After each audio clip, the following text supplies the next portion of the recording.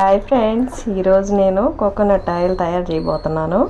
దాంట్లోకి కావాల్సిన ఇంగ్రీడియంట్స్: మెంతులు, మందారాకు, తులసి, మందారం పువ్వు, ఆనియన్, కరివేపాకు, వేపాకు, కలబంద, పారాషూట్ ఆయిల్. స్టవ్ ఆన్ చేసి దాంట్లో వేసుకోవాలి. దాంట్లో పోసుకుందాం. ఇలా ఆయిల్ వేసిన తర్వాత కోకోనట్ ఆయిల్ 1/2 లీటర్. దీంట్లో కావాల్సింది మందారం పువ్వు, తులసి, కరివేపాకు, మందారం ఆకులు, ఆనియను, వేపాకు, మెంతులు,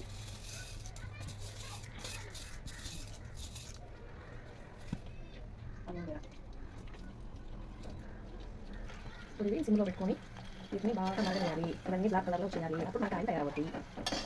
రోజు ఉండదు, చేరు పెరుగుతుంది. కొద్దిసేపు తర్వాత ఇలా బాయిల్ అవుతూ ఉంటుంది.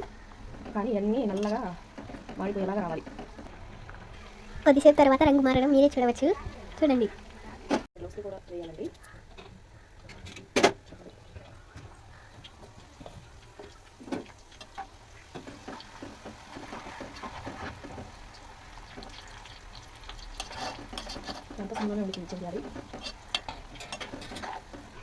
మరి కొద్దిసేపు తర్వాత ఇలా మారుతుంది.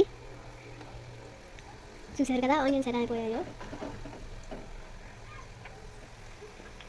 ఆయిల్ రంగు కూడా మారిపోతుంది. A few moments later.